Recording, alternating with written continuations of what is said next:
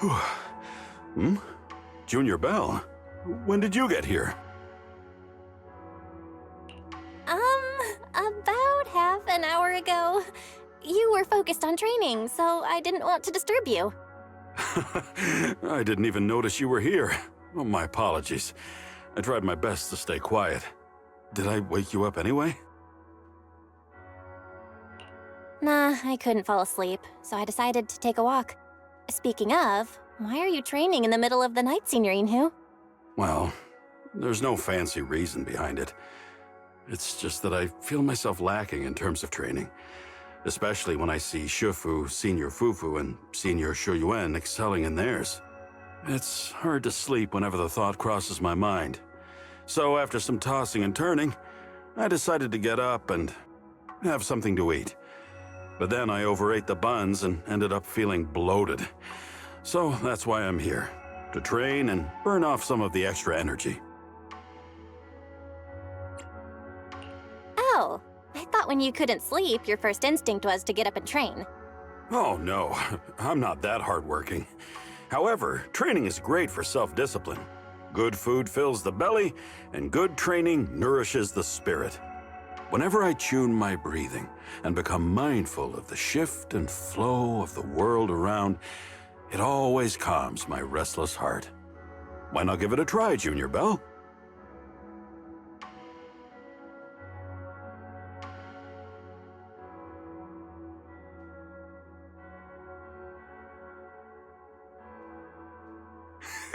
I told you.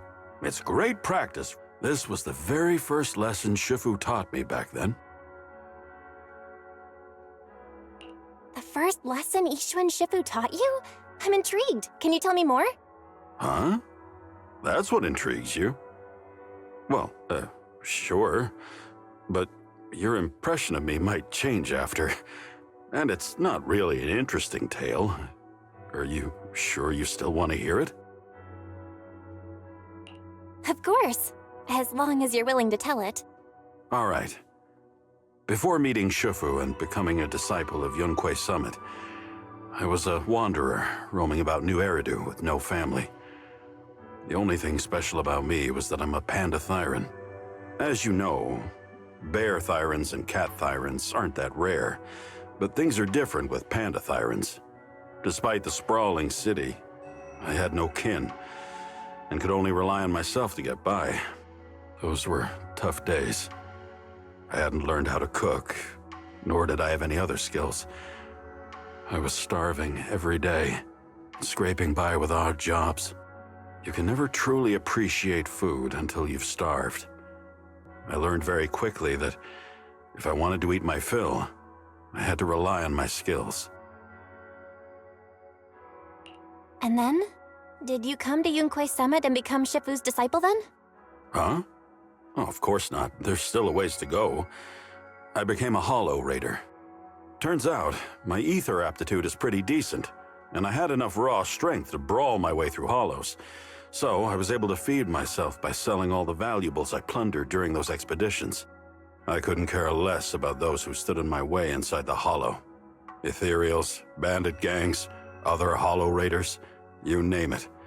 I treated anyone who tried to take my loot to a face full of punches. Until one day, I found a rare trinket in the hollow. Something important related to porcelain, I thought.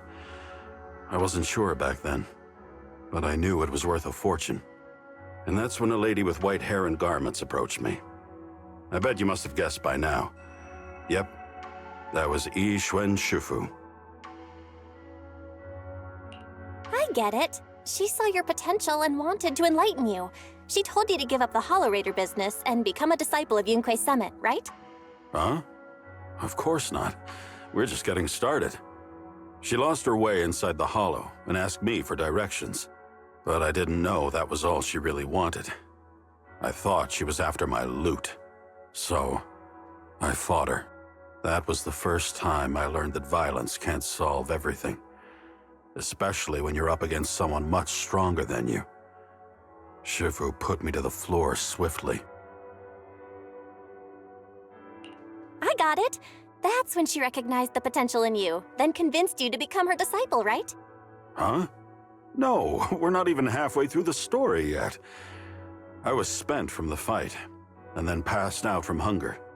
When I came to, she had already taken me out of the hollow.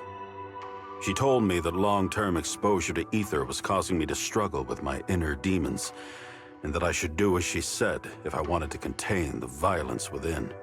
And then she taught me the training routine I just showed you. I did it in front of her and felt the aggression inside me melt away, as if nothing would anger or upset me again. It was an extraordinary feeling. It made me think that if I clung to my way of life, maybe I'd never experience the wonders of this technique again. That's when you finally joined YUNKUI Summit, right? Huh? No, but that's coming up soon. I then asked her if she had any food. After all, my mind was enriched, but my belly was still empty. As much as I was ready to change my ways and become a new panda, I couldn't spare the mental energy while on an empty stomach. And then she told me that YUNKUI Summit serves 3 meals a day. So I joined. But she didn't explain that 3 meals a day actually meant funds for 3 meals a day. YUNKUI Summit didn't even have a proper chef. In the end, I had to learn how to cook and serve everyone anyway. Well, your past is, how should I put it? Filled with twists and turns, or Or a tangled mess, right? It's all right, because I think so too. But this is much better than the days when I had no one and nothing, isn't it? Without this mess, I wouldn't have become Shifu's disciple, met Senior Fufu and Shuyuan, and you. I haven't told anyone this chapter of my life so far. It's not that interesting anyway, but for some reason, I just can't say no to your curious gaze. Don't go telling anyone else now. Nonsense.